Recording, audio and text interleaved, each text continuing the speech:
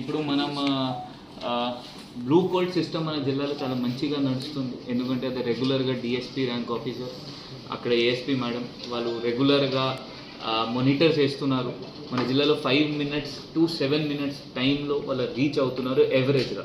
ఎందుకంటే ఇప్పుడు రుద్రంగిలో రీచ్ అయిపోవాలి అంటే మినిమం 10 minutes 11 minutes పడుతుంది. టౌన్లో ఉంటే 5, 6, 7 minutesలో వాళ్ళు వస్తున్నారు. అక్కడ ఏమైనా సొల్యూషన్ ఉంటే సొల్యూషన్ కూడా ఇస్తున్నారు, లేకపోతే పోలీస్ స్టేషన్ రమ్మని చెప్తున్నారు. అది కూడా ఎవ్రీ డే టెలికాన్ఫరెన్స్లో డిఎస్పీస్ మానిటర్ చేస్తున్నారు. ఇది కాకుండా మనం రెగ్యులర్ ఎన్ఫోర్స్మెంట్లో పీడిఎస్ రైస్ కూడా మనం పట్టుకుంటున్నాము. ఎందుకంటే ఇది ఒక గవర్నమెంట్కి డబల్ లాస్ అవుతుంది దీనివల్ల.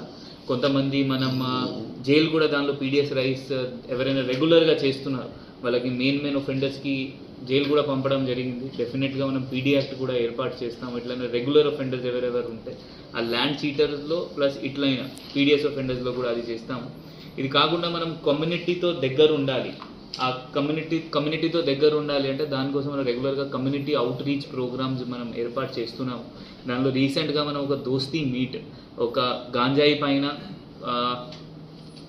జనాలకి దగ్గర పోవాలి ప్లస్ వాళ్ళకి అవగాహన ఇవ్వాలి, దానికి ఒక దోస్తీ మీట్ ఏర్పాటు చేశాము 3-4 months బ్యాక్. అన్ని మండల్స్లో దాదాపు 4500 యూత్ పార్టిసిపేట్ చేశారు వాలీబాల్ అండ్ కబడ్డీ మ్యాచ్లో.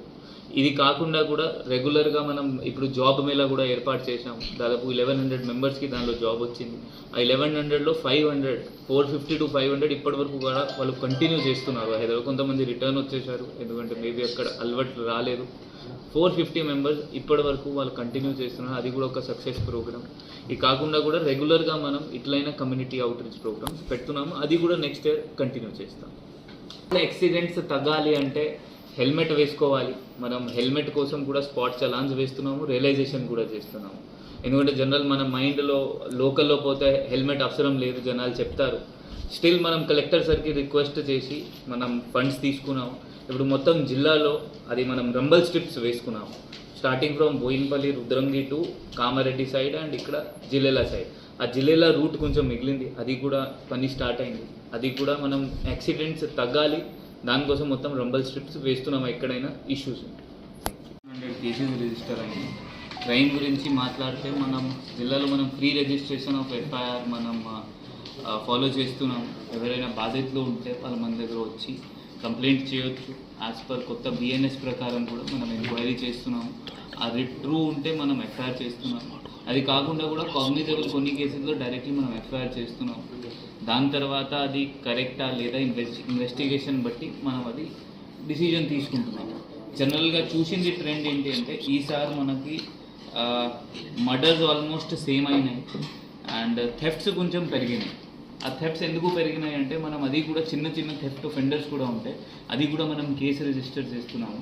ఎందుకంటే జనరల్గా ఏముంటుంది, చిన్న పిటి ఒఫెండర్స్ ఉంటే జనరల్గా పోలీస్ వాళ్ళకు కూడా వాళ్ళకి అక్కడక్కడ లేకపోతే లోకల్ పీపుల్ కూడా అక్కడి వాళ్ళకి మాట్లాడి సెటిల్ చేసేస్తారు, రిటర్న్ ఇప్పిస్తారు. ఆ పోలీస్ రికార్డ్ ఏం బిల్డ్ కాదు. ఆ పోలీస్ పెట్టి ఒఫెండర్ మళ్ళీ నెక్స్ట్ టైం కూడా మళ్ళీ పెట్టి ఒఫెన్స్ చేస్తారు, లేకపోతే టైం దొరికితే మంచి ఒఫెన్స్ చేస్తారు. సో ఈసారి ఏమైనా చిన్న ఒఫెన్స్ బస్ స్టాండ్లో లేకపోతే చిన్న టీ షాప్స్లో, కిరాణం షాప్స్లో కూడా ఒఫెన్సెస్ అయినాయి. అది కూడా మనం కేసు నమోదు చేసాం, అది కూడా వాళ్ళ రికార్డ్ బిల్డ్ చేసాం. ఇది కాకుండా ఈసారి మనం క్రైమ్ చూస్తే ఎన్డీపీఎస్ కేసెస్ కూడా మనకు చాలా పెరిగినాయి. ఆల్మోస్ట్ దాదాపు లాస్ట్ ఇయర్తో కంపేర్ చేస్తే ఆల్మోస్ట్ 100% ఇంక్రీజ్ ఉంది. 2022తో కంపేర్ చేస్తే there is increase of I think 400%. దానికి రీజన్ ఏంటి అంటే మనం కొంచెం ఫోకస్ పెట్టుకున్నాము దీనిపైన, గాంజా పైన. మన ఏరియా అది సోర్స్ రీజన్ కాదు, ట్రాన్స్పోర్ట్ రీజన్లో కూడా రాదు.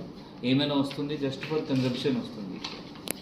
మనం వాళ్ళకి పట్టుకొని వాళ్ళ అన్ని టెక్నికల్ ఎవిడెన్సెస్ పట్టుకొని వాళ్ళపైన కేసెస్ చేస్తున్నాం. ఆల్మోస్ట్ 220 మన గాంజా ఒఫెండర్స్ మనం ఈసారి రిమాండ్ చేశాము. దాదాపు 250 హిస్టరీ షీట్స్ కూడా గాంజా ఒఫెండర్స్ పైన ఈ సంవత్సరం మనం ఓపెన్ చేసాం.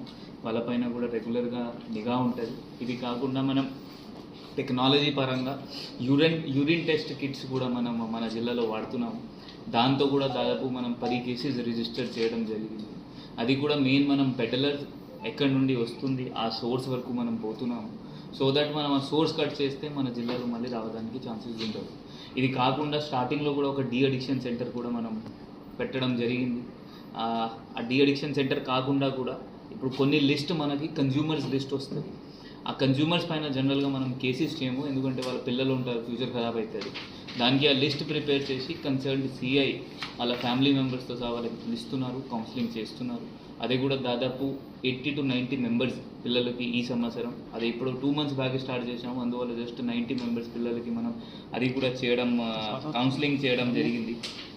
ఇది కాకుండా సైబర్ దానిలో పోతే ఆ సైబర్ ఎఫ్ఐఆర్స్ దాదాపు సేమ్ ఉన్నాయి, బట్ మనం రికవరీలో ఫర్ ఎగ్జాంపుల్ ఇప్పుడు సైబర్ ఒఫెన్స్ అయిన తర్వాత 1930 కాల్ చేయాలి.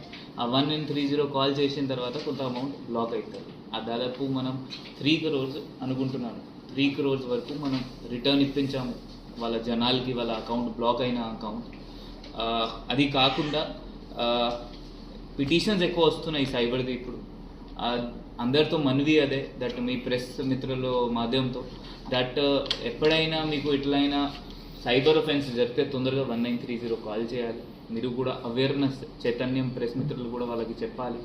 ఏంటంటే ఇప్పుడు రీసెంట్గా నడుస్తుంది ఏంటి అంటే పోలీస్ అరెస్ట్, డిజిటల్ అరెస్ట్. అట్లయినా ఏం ఉండదు, డిజిటల్ అరెస్ట్ లాగా ఏం ప్రొసీజర్ ఏం లేదు. వాళ్ళు మీకు ఫోన్ చేస్తారు, ఫోన్ చేసి నేను పోలీస్ యూనిఫామ్ వేసుకొని ఉంటారు, అట్లయినా ఏం ప్రొసీజరే లేదు. సో అట్లయినా మీరు నమ్మకండి, ఎందుకంటే మన సిరిసిల్లలో కూడా చాలా జనాలు ఉన్నారు, అంటే ఎడ్యుకేటెడ్ వారు ఒక పర్సన్కి 90 lakhs పోయినాయి.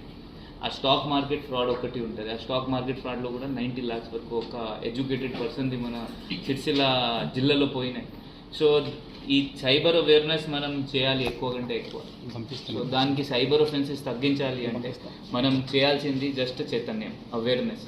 సో దట్ అవేర్నెస్ చేస్తే ఇది ఆపుకోవచ్చు, మనం ఈ క్రైమ్ ఆపుకోవచ్చు. ఇది కాకుండా మనం ఇప్పుడు నెక్స్ట్ పోతే మనం కొంచెం కన్విక్షన్స్ పైన కొంచెం ఈసారి మనం ఫోకస్ చేసాము. మన జిల్లాలో దాదాపు ఈ సంవత్సరం 77 కన్విక్షన్స్ వచ్చినాయి, దానిలో 3 లైఫ్ కన్విక్షన్స్ ఉన్నాయి. ఇది కాకుండా కోర్ట్ ప్రొసీజర్ కూడా ఎవ్రీడే మనం మానిటర్ చేస్తున్నాము. NBWs ఉండొచ్చు, అక్యూజ్ సమన్స్ ఉండొచ్చు. దానివల్ల మొత్తం కోర్ట్ ఇప్పుడు ట్రయల్స్ కంటిన్యూగా మనకి నడుస్తున్నాయి. ఇప్పుడు మనకి అందరు మెజిస్ట్రేట్స్ కూడా అవైలబుల్గా ఉన్నారు, డిస్ట్రిక్ట్ జడ్జ్ మేడం కూడా మనకి ఇస్తుంది. సో అది కూడా మనం కన్విక్షన్, ఎందుకంటే మనం ఒకసారి ఎఫ్ఐఆర్ అయిన తర్వాత లాస్ట్ స్టెప్ కన్విక్షన్.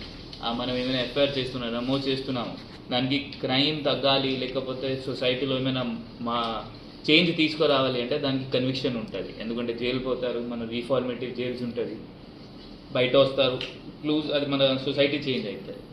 ఇది కాకుండా ఈ సంవత్సరం మనం కొంచెం ఉమెన్ సేఫ్టీ పైన కూడా కొంచెం ఎక్కువ ఫోకస్ చేస్తున్నాము. ఆ ఉమెన్ సేఫ్టీలో మన టీమ్ బాగా ఎక్కువగా అంటే తిరుగుతుంది, పని చేస్తుంది. దాదాపు ఈ సంవత్సరం లాస్ట్ 4 monthsలో మాత్రమే మనం టీజింగ్ కంట్రోల్ చేయడానికి ఈవినింగ్ స్కూల్స్ బయట ఆ రెడ్ హ్యాండెడ్గా మనం పిల్లలు పట్టుకోవడం జరుగుతుంది. దాదాపు ఇల్లంతగుంటలో, సిరిసిల్ల టౌన్లో ఆల్మోస్ట్ 60 పిల్లలు మనం పట్టుకున్నాము, వాళ్ళ ఫ్యామిలీ మెంబర్స్తో సహా. మళ్ళీ వాళ్ళ కౌన్సిలింగ్ చేశాము.